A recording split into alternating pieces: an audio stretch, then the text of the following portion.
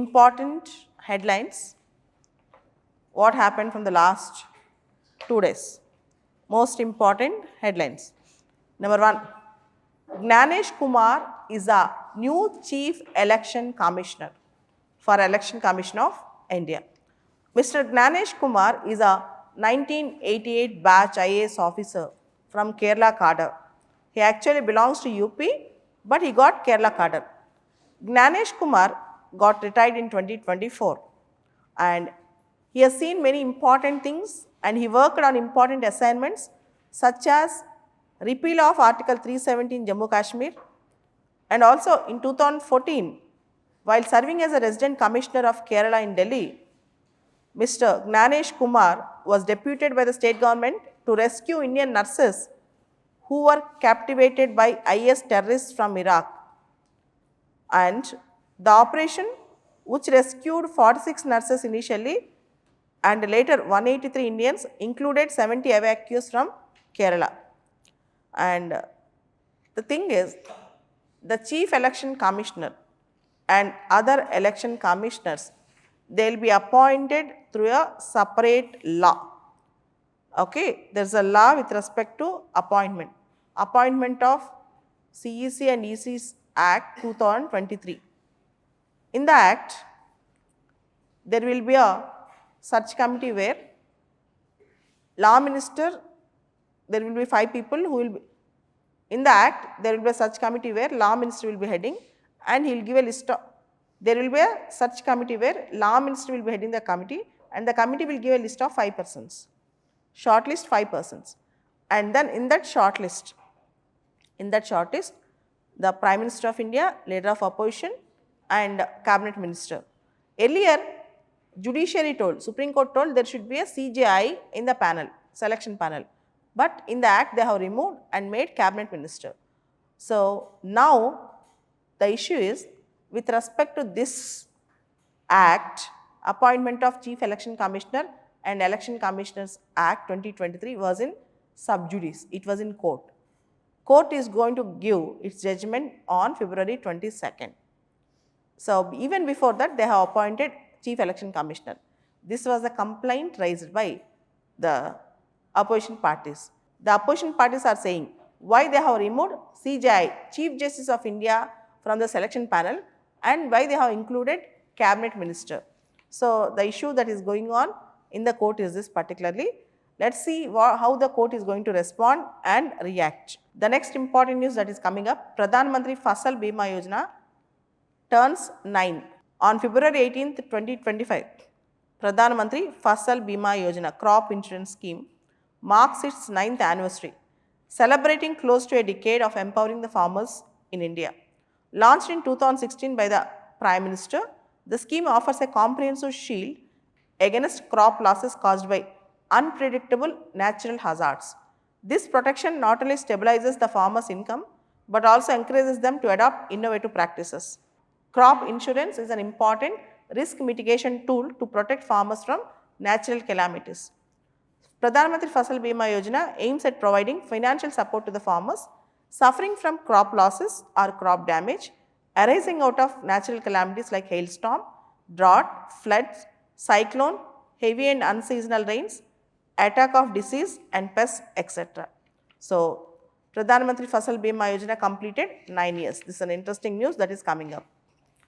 Next important news is Samudra Yan, India's big leap forward in our Samudra Yan mission, which is also called as Deep Sea Mission, also called as Deep Sea Manned Mission, also called as Matsya 6000. So, we have completed wet testing of Matsya 6000 or Samudra Yan. Matsya 6000 developed under Deep Ocean Mission by National Institute of Ocean Technology, NIOT. It is called submersible. The submersible underwent rigorous trials, paving the way for future deep water demonstrations.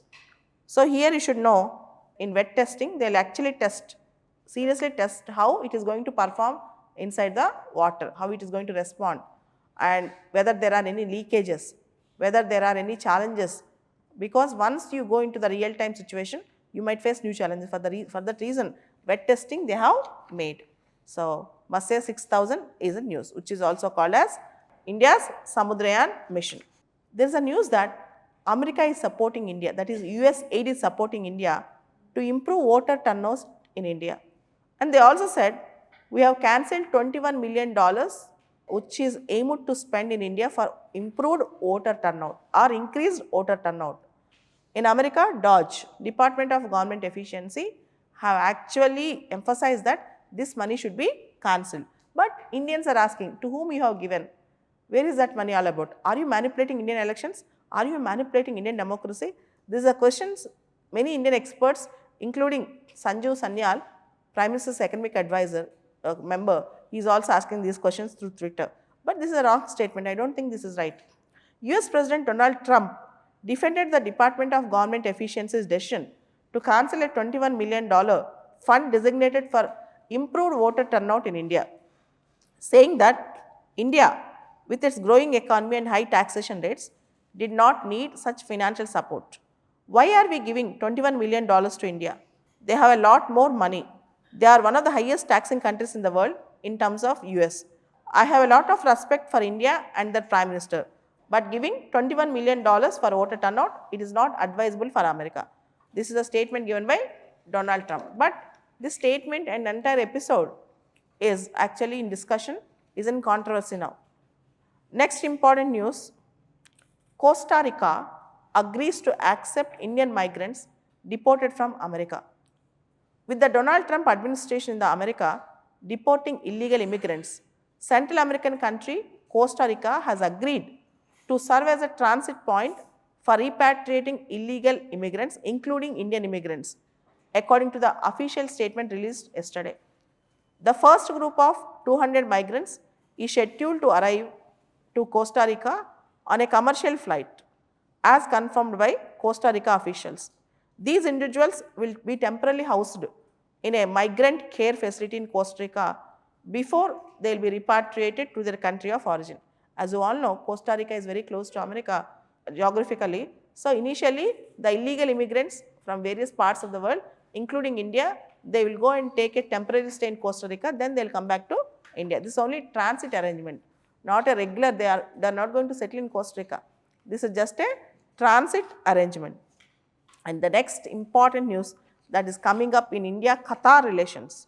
India-Qatar relations, and the news is widely reported in newspapers also. India-Qatar relations. Qatar's monarch, that is Qatar's Emir, Sheikh Tamim bin Hamad Al Thani, is in 2-day official visit to India. India-Qatar relations are very, very important. Almost 8.4 lakh Indian expatriates live in Qatar.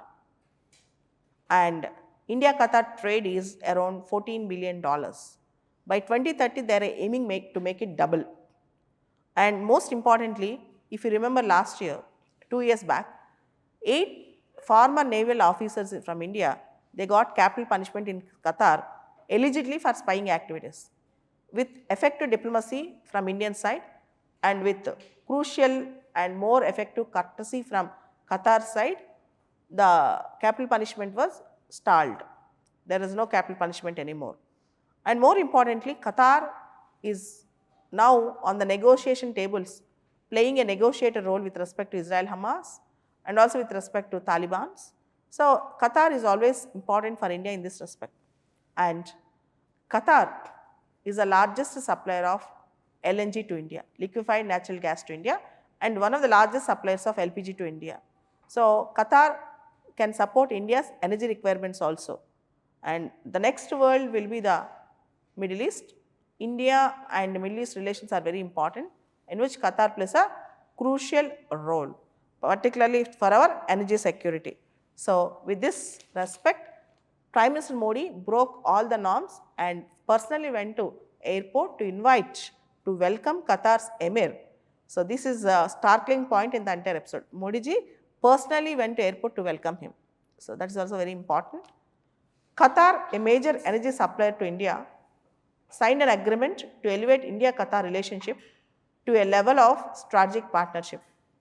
The Ministry of External Affairs announced that Prime Minister Modi and the visiting Emir, Sheikh Tamim bin Hamad Al Thani, discussed multiple issues, including the ongoing Israel-Palestina conflict in Gaza Strip. Both sides are also exploring the possibility of finalizing a free trade agreement. So India and Qatar are exploring the possibility of signing a FTA, free trade agreement. Strategic partnership elevates the present state of bilateral relation to the strategic level. We are looking forward at a deeper engagement in cooperation in the fields of trade, investment, energy, security, as well as regional and international fora. India and Gulf Cooperation Council are negotiating about the FTA. Both India and Qatar are also exploring to sign FTA. And India and Qatar are planning to double the trade also. They are planning to double the trade also. So, this is a news that is coming up from India-Qatar relations, and in the Qatar's complete expatriate community, Indian community is the largest community. Almost 20% of Qatar's population they are from India. So, India-Qatar relations are very important, and as you all know, if you read Hindu paper first page and if you see this snippet, 2-3 minutes snippet, you can write a good answer on India-Qatar relationship, the most probable question for this year for IR students.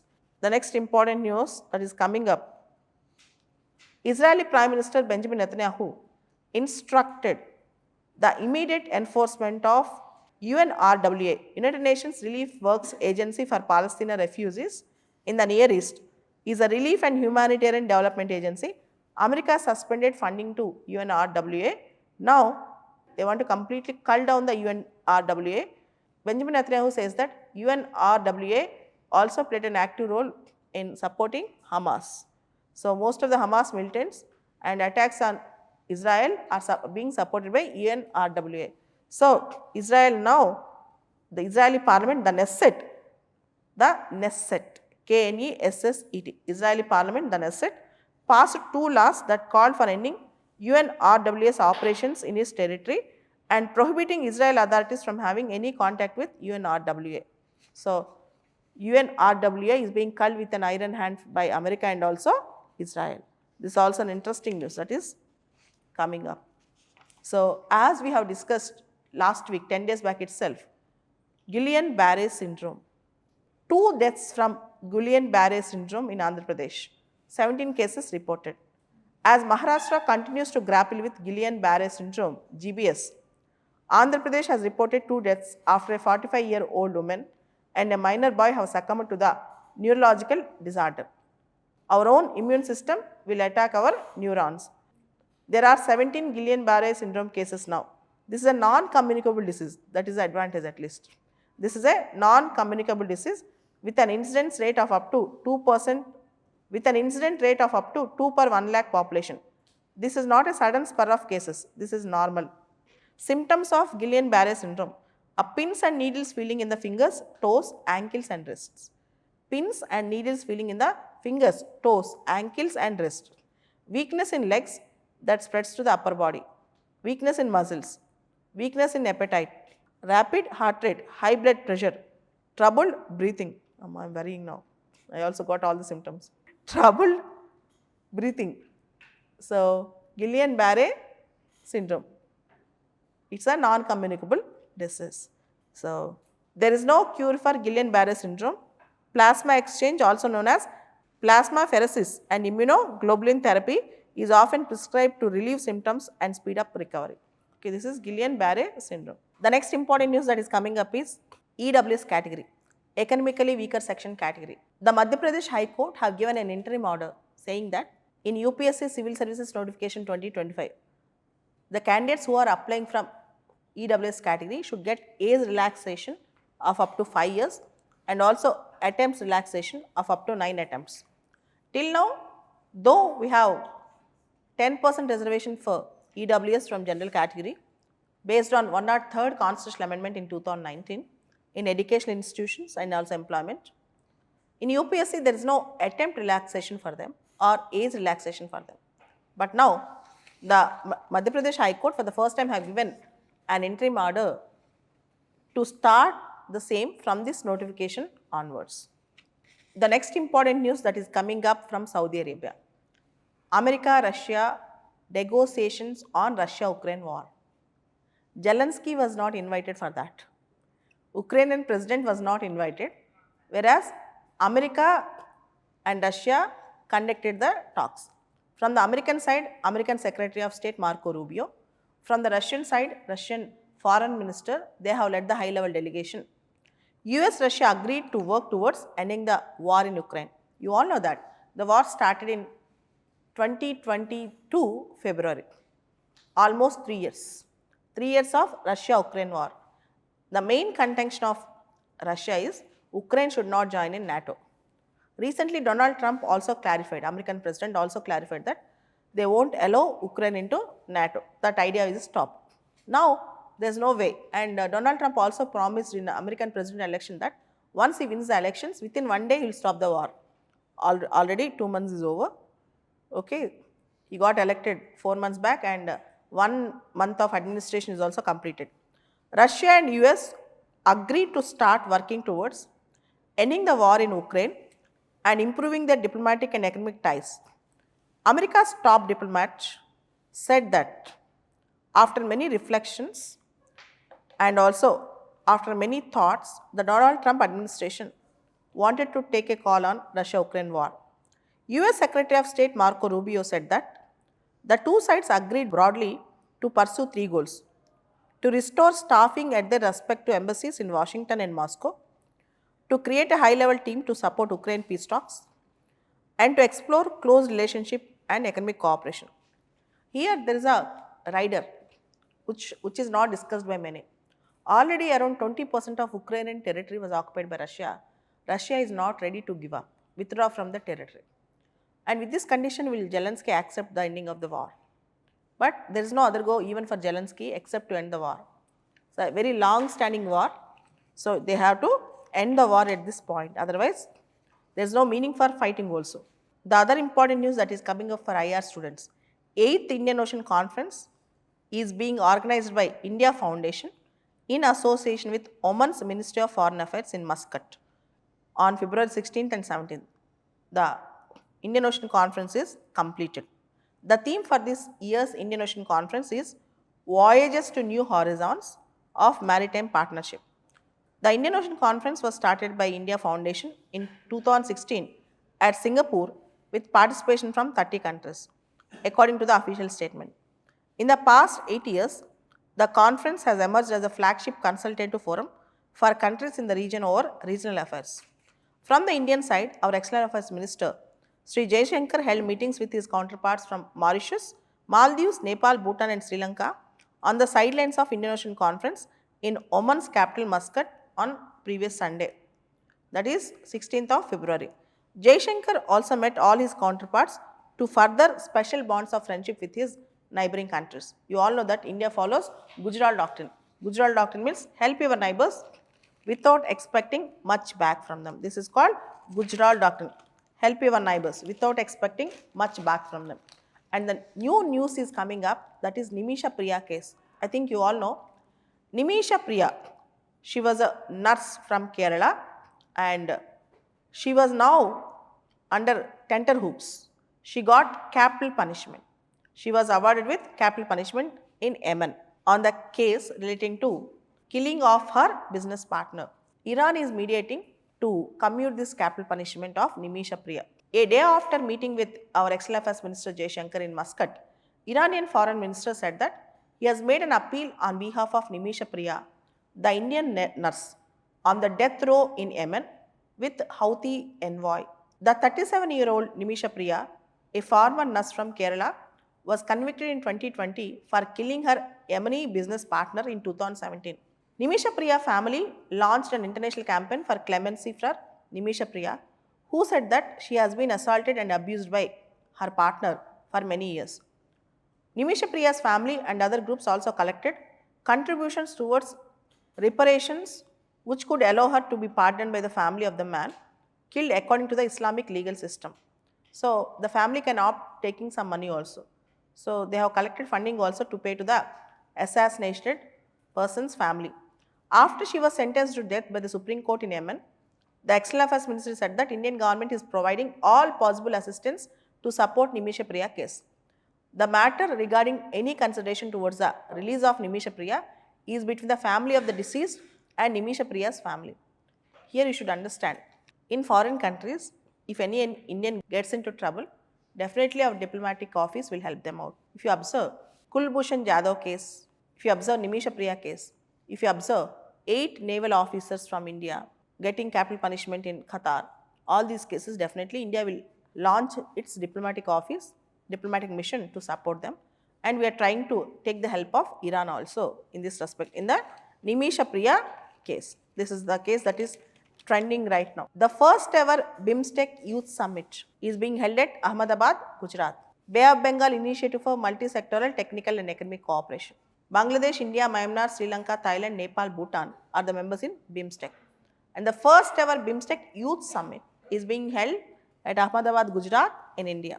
That was the first ever summit that was held by BIMSTEC on youth matters. The theme is using youth as a bridge for intra-BIMSTEC exchanges, and also using youth or focusing on youth with respect to targeting or achieving sustainable development goals by 2030.